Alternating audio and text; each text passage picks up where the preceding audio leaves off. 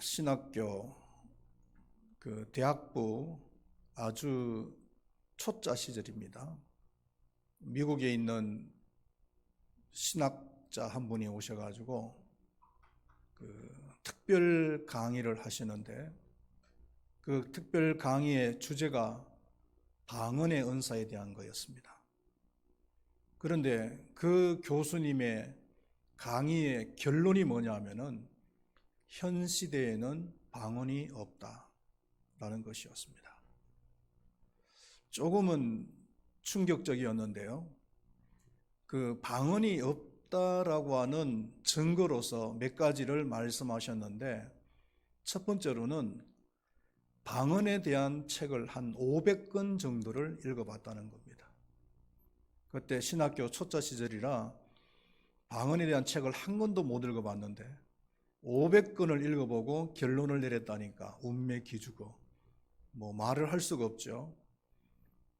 그리고 두 번째로는 고린도전서 13장 10절 말씀에 보면은 온전한 것이 오면 부분적으로 행하던 것이 폐하리라 라는 말씀이 있는데, 그 온전한 것이 뭐냐, 온전한 것을 어떻게 해석을 하느냐에 따라서 그 내용이 달라질 수가 있다는 거죠. 그래서 온전한 것을 성경 기록의 완성으로 보는 거예요.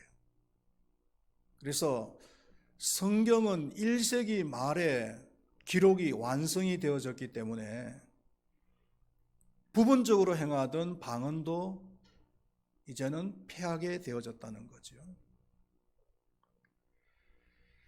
그리고 세 번째로는 지금 사람들이 하고 있는 방언은 방언이 아니라는 겁니다. 방언이 아니라 기도를 많이 하면 생기는 구강구조의 변형이라는 거예요. 여러분, 방언학교라고 들어보셨죠? 그 방언학교에 가면은 뭐를 반복해서 시키느냐 하면은 할렐루야를 반복해서 시켜요. 할렐루야, 할렐루야, 할렐루야, 할렐루야, 할렐루야, 할렐루야, 할렐루야.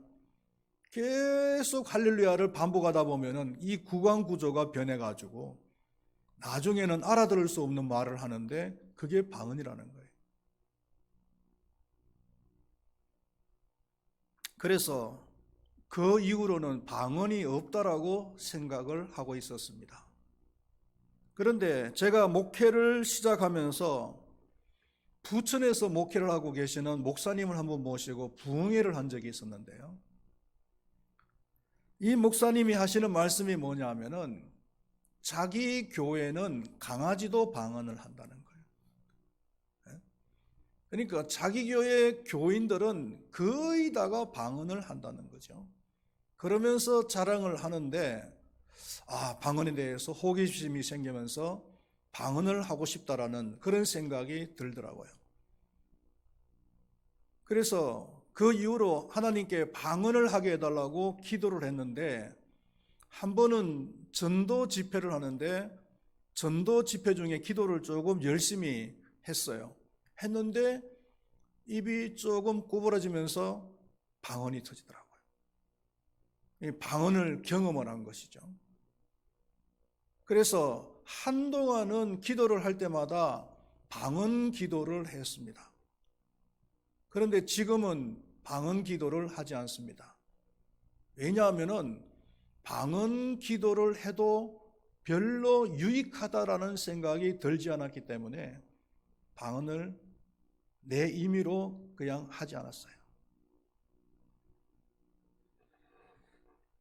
바울은 고린도전서 12장과 13장에서 은사에 대해서 말을 했습니다. 무엇보다도 큰 은사는 사랑의 은사다, 이렇게 말씀을 했죠. 그런데 고린도 교회 안에는 방언을 하는 사람들이 많았습니다. 그런데 이들이 방언을 하는 것은 좋은데 문제가 뭐냐 하면은 예배 시간에 마구잡이로 방언을 하는 거예요. 대표 기도하는 사람이 방언으로 막 기도를 한다든지, 아니면은 기도하고 있는데 저쪽에서 막 방언을 하고 또 이쪽에서 방언으로 기도하고, 이렇게 하다 보니까 예배가 혼잡해지는 겁니다. 혼란스러워지는 거죠. 그리고 또 문제가 뭐냐 하면은 방언을 하는 사람들이 자기네들이 영적 우월주의를 가지고 있다는 거예요. 그래서 교회 안에서 방언을 하지 못하는 사람을 조금 무시하고 얕잡아 본다는 거예요. 오늘날에도 이런 사람들이 있는 것 같아요. 방언을 하면은 믿음이 좋다라고 생각을 하고 교회 안에서 방언을 못하는 사람을 조금 무시하는 이런 사람이 있을 수도 있어요. 또 있는 것을 봤습니다.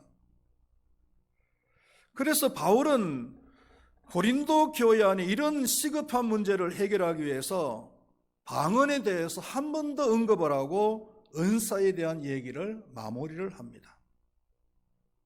모든 은사는 교회의 덕을 세우기 위해서 하나님께서 주시는 겁니다. 그러므로 은사가 은사되기 위해서는 반드시 교회 안에서 덕이 되어져야 된다는 거예요. 그럼에도 불구하고 고린도 교회 안에서 방언을 하는 사람들 중에는 교회 안에 유익을 끼치지 못하는 사람들이 있었다는 겁니다. 그래서 바울은 먼저 방언의 위험성을 말합니다. 방언이 위험한 것 중에 한 가지가 뭐냐면은 방언은 사람에게 하는 것이 아니고 하나님께 하는 것이라는 거죠. 그래서 자신에게는 유익이 될지 모르겠지만 교회 내에 다른 사람에게는 유익이 되지 않는다라는 거예요. 2절에서 4절까지 해서 말하는 내용이 그겁니다. 방언을 말하는 자는 사람에게 하지 아니하고 하나님께 하나니 이는 알아듣는 자가 없고 영어로 비밀을 말함이라. 방언을 말하는 자는 자기의 덕을 세우고, 자기에게는 덕이 유익이 되는지 모르겠지만 다른 사람에게는 유익이 되지 않는다는 거예요. 내가 방언을 한다고 해서 다른 사람에게 유익이 되는 것은 없다는 거예요. 만일 공예배 시간에, 주일 공예배 시간에 대표 기도하는 사람이 막 방언으로 기도를 해버린다고 생각해 봅시다. 장로님이 여기 놓으셔가지고 대표 기도하시면서 막 방언으로 기도를 해버리셔요. 그러면은 다른 사람들은요 알아들을 수가 없는 거예요. 기도가 끝나면은 아멘이라고 화답을 해야 되잖아요. 그런데 알아들을 수가 없으니까 언제 아멘을 해야 될지 서로 맞추기가 쉽지 않다는 거죠. 16절에 사는 말씀이 바로 그겁니다. 그렇지 아니하면 내가 영어로 축복할 때에 알지 못하는 처지에 있는 자가 네가 무슨 말을 하는지 알지 못하고 네 감사에 어찌 아멘하리요. 선교지에 가면은 간혹 가다가 이런 일이 있을 수 있어요. 우리가 라오스에 가면은 그 라오스 현지인들과 모임을 갖거나 아니면은 예배를 드리는 경우가 있는데 그 모임을 하거나 예배를 할 때 라오스 사람이 대표 기도를 한다든지 아니면은 또 제가 대표 기도를 할 경우가 있어요. 그러면은 제가 한국말로 대표 기도를 해버리면은 라오스 사람들은 무슨 말인지 알아들을 수가 없잖아요. 또 라오스 현지 사람이 대표 기도를 해버리면은 우리 한국 사람들은 또 무슨 말인지 알아들을 수가 없는 거고요. 그러니까 통역자가 필요한 거죠. 선교사님이 통역을 하는 거죠. 바울은 이러한 상황을 두 가지 예를 들어서 설명을 하고 있는데 하나는 뭐냐면은 필이나 금은고 소리예요. 필이나 금은고가 정확한 소리를 내지 않으면은 필인지 금은고인지 알 수가 없고 혼란스럽다는 겁니다. 7절 말씀 우리 다 같이 읽어보겠습니다. 혹 필이나 금은고 같이 생명 없는 것이 소리를 낼 때에 그 음의 분별을 나타내지 아니하면 필이 부는 것인지 금은고 타는 것인지 어찌 알게 되리요. 그리고 두 번째로는 나팔 소리를 얘기합니다. 옛날에는 군인들이 나팔 소리에 맞추어서 움직였죠. 소위 군호였습니다. 나팔 소리는 군호였어요. 예를 들어서 한 번을 불면은 스톱, 두 번을 불면은 전진, 그리고 길게 불면은 공격, 급하게 불면은 후퇴, 이런 신호였다는 거죠. 나팔 소리가. 가룟 유다가 예수님을 붙잡으러 올 때도 마찬가지였잖아요. 예수님을 붙잡으러 올 때 사전에 군호를 짰어요. 내가 가서 키스하는 사람이 그 사람이 예수라고 하는 사람이니까 붙들어라, 붙잡아라. 그렇게 사전에 군호를 짜서 왔단 말이에요. 그런데 나팔 부는 역할을 하는 사람이 분명하게 나팔을 안 불면 어떻게 될까요? 군인들이, 병사들이 전투를 치르는데 혼란을 겪는다는 말이죠. 공격을 하라는 건지 후퇴를 하라는 건지 앞으로 가라는 건지 뒤로 가라는 건지 분명하게 나팔을 안 불면은 전투를 치를 수가 없다는 거죠. 그렇기 때문에 나팔을 부는 역할을 맡은 사람은 분명하게 나팔을 불어야 된다는 거죠. 방언으로 기도하면은 자신에게는 유익이 있을지 모르겠으나 다른 사람에게는 이런 혼란이 올 수가 있다는 겁니다. 다른 사람들이 알아들을 수가 없으니까. 그리고 두 번째로 위험성이 뭐냐 하면은 예배 시에 사람들이 방언으로 기도를 하면은 불신자들이 볼 때는 미쳤다라고 한다는 거예요. 23절 말씀을 우리 한번 다 같이 읽어보겠습니다. 시작. 그러므로 온 교회가 함께 모여 다 방언으로 말하면 알지 못하는 자들이나 믿지 아니하는 자들이 들어와서 너희를 미쳤다 하지 아니하겠느냐. 방언은 완전히 영적인 것이에요. 영적인 것인데 불신자들은 영적인 것을 이해를 못하잖아요.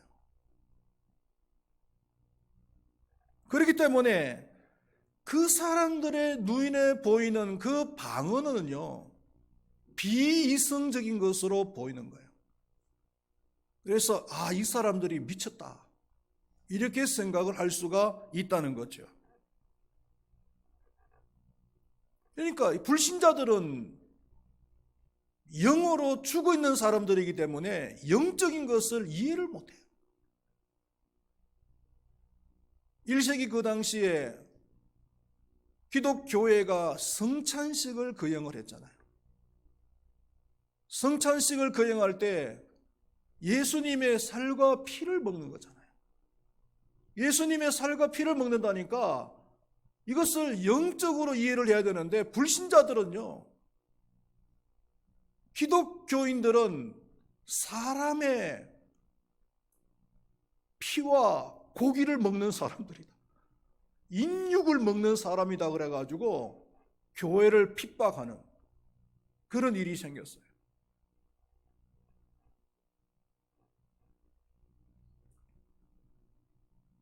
전도의 문이 막혀질 수가 있다는 겁니다. 그래서 이런 이유를 들으면서 바울은 방언의 위험성에 대해서 얘기를 했습니다. 그러면서 방언의 올바른 사용법에 대해서 얘기를 하는데요, 첫 번째로는 자신의 덕을 위해서 홀로 있을 때 사용을 하라는 겁니다. 14절 말씀을 우리 다 같이 읽어보겠습니다. 시작. 내가 만일 방언으로 기도하면 나의 영이 기도하거니와 나의 마음은 열매를 맺지 못하리라. 이 말은 방언으로 기도하면 나는 영적으로 좋지만 다른 사람에게는 유익을 끼치지 못한다, 열매를 맺을 수가 없다는 말이에요. 방언 기도의 장점이 뭐냐면요, 잡생각을 하지 않고 집중적으로 기도할 수 있어요. 집중적으로 기도를 하니까 오래 기도할 수 있죠. 오래 기도할 수 있죠. 교육전도사 시절에 말이죠. 지방에서 학교를 신대원을 다닐 때였는데 월요일에서 금요일까지 서울에서 공부를 하고 그리고 오후에 시외버스를 타고 고속버스를 타고 그 고향으로 내려가면은 그 섬기는 교회에서요. 저녁쯤이 되잖아요. 그러면은 구역 예배를 드리라고 해요. 그래서 한 구역을 맡아서 구역 예배를 드리고 그리고 저녁을 먹고 바로 교회로 가면은 교회에서 어디로 가냐면은 산기도로 가는 거예요. 기도원으로 가는 거예요. 기도원에 도착하면 한 밤 11시쯤 돼요. 11시 돼가지고 예배를 드리고 그리고는 이제 흩어져서 여기저기에서 흩어져 가지고 기도를 하는데 언제까지 기도하냐면은 새벽 5시까지 기도합니다. 밤새도록 기도하는 거예요. 그러니까 최소한 5시간 내지 6시간 혼자서 바위 위에서 굴 속에서 개인적으로 기도를 해야 되는 거죠. 그러니까 오랜 시간 동안 기도를 해야 되니까요. 성령님의 도움이 없으면은 기도를 할 수가 없어요. 그 5시간, 6시간 또 뭐 하는 겁니까? 기도할 게 뭐가 있어요? 그런데 많은 성도님들이요. 그때 방언으로 기도를 하시더라고요. 우리 교회에서 같이 가신 성도님들 뿐만 아니고 다른 교회에서 오신 많은 성도님들이 그 산 위에 바위 위에서 굴 속에서 그냥 샬라샬라샬라샬라샬라 하면서 기도하는데 그냥 밤새도록 기도하는 거예요.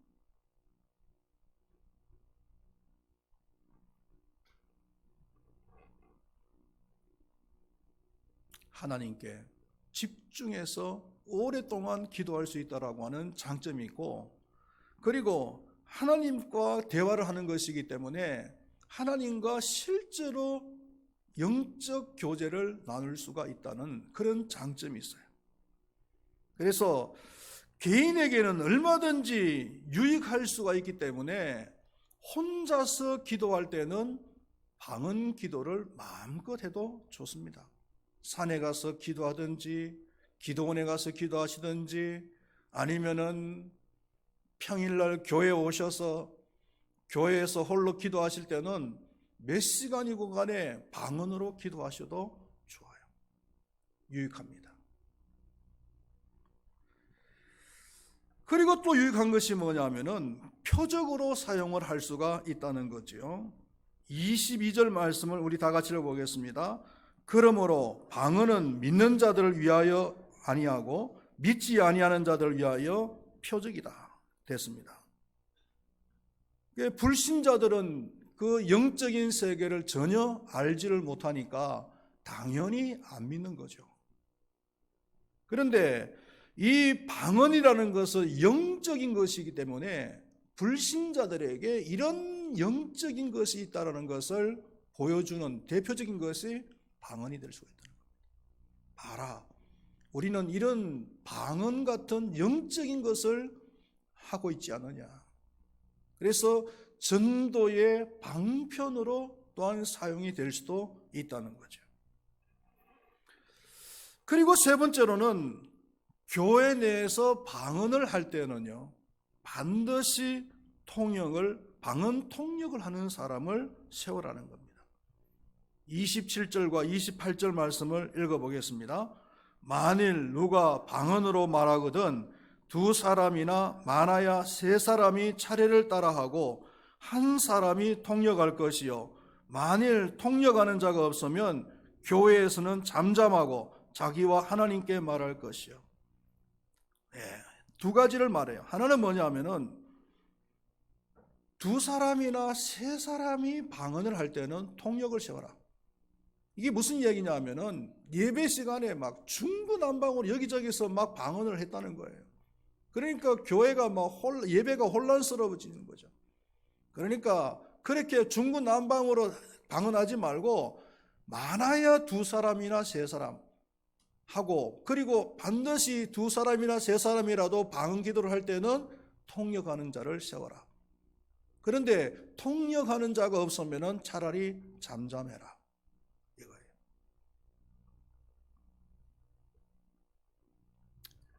결론을 말씀을 드리겠습니다. 결론이 오늘은 중요합니다. 은사가 중요합니다. 그러나 더 은사보다도 중요한 것이 있다면 질서입니다. 33절 말씀을 우리 다 같이 읽어보겠습니다. 하나님은 무질서의 하나님이 아니시요 오직 화평의 하나님이시니라. 질서는 곧 평안이시라는 겁니다. 질서가 없으면 평안은 깨어져요. 그리고 질서는 은사 중에 가장 큰 은사인 사랑보다도 앞서는 거예요. 더 중요한 거예요. 사랑이 되려고 하면은 질서가 있어야 되는 거예요. 그렇잖아요? 자기 아내를 사랑해야 되지, 그게 진정한 사랑이지, 뒷집에 개똥이 엄마를 사랑하면은 그게 사랑이에요? 그거는 사랑이 아니고 뭐라 그래요? 불륜이죠, 불륜. 하나님을 사랑해야 진정한 사랑이지, 우상을 사랑하면 그게 사랑입니까? 그거는 우상 숭배죠. 그러니까 사랑은 질서가 있어야 진정한 사랑이 된다는 거예요. 질서가 뭡니까, 여러분? 질서는 자기의 위치를 지키는 거예요. 교만이 문제가 되는 이유가 뭐냐면은 교만은 질서를 안 지키는 거예요. 피조물인 천사가 창조주이신 하나님과 동등되려고 하는 거, 이게 교만이잖아요. 무질서예요, 무질서. 창조 질서를 깨트리는 거죠. 그리고 질서가 뭐냐면은 리더십에 순종을 하는 것이 질서입니다. 리더가 앞으로 가라고 얘기를 하는데 앞으로 가는 사람이 있는가 하면은 안 가는 사람이 있고 뒤로 가는 사람이 있다라고 생각합시다. 그러면 그 공동체는 어떻게 되겠어요? 공동체는 중구난방이 되는 거죠. 리더에게 내가 알아서 할 테니까 걱정하지 마십시오. 그게 됩니까? 그거는 공동체를 무질서하게 만드는 거예요. 불순종은요, 공동체의 질서를 깨는 거예요. 그러니까 순종하는 것이 질서다라는 것이고, 그리고 세 번째로는 말과 행동을 절제할 줄 아는 것이, 그게 바로 질서라는 거예요. 먼저 다른 사람이 말을 하기 시작했으면은 옆에서 또 다른 사람이 말을 해버리면은 어떻게 됩니까? 혼란스러워지잖아요. 다른 사람이 먼저 말을 시작했으면은 그 말을 다 듣고 그리고 그 다음에 내가 말을 해야지 혼란스럽지가 않고 질서가 있는 건데, 다른 사람이 말을 하고 있는데 불구하고 또 자기가 말을 해버리면은 그 대화의 질서가 다 깨어지는 거죠. 아니면은 계획을 세워놓고 진행을 하려고 하는데 그 계획에 대해서 반하는 말과 행동을 하는 것, 이것도 질서를 깨트리는 거죠. 그런 의미에서 교회 안에서 최고의 덕목은 질서인 줄로 믿습니다. 여러분들이 하나님께 받은 어떤 은사일지라도 그 은사를 활용을 할 때 질서 있게 활용을 하시기를 바라겠습니다. 뿐만 아니라 신앙생활하는 모든 분야에 질서를 적용해서 질서 있게 신앙생활 하시는 우리 큰바위교회 모든 성도님들이 될 수 있기를 축원드리겠습니다. 기도하시겠습니다. 하나님 아버지, 하나님께서는 저희들을 사랑하시고 우리 모두에게 은사를 한 가지 이상은 다 주셨습니다. 은사를 잘 개발해서 사용을 하는 것은 너무나 중요한데, 특별히 그 은사를 사용을 할 때 교회의 덕을 세우는 저희들이 될 수 있도록 도와주시옵소서.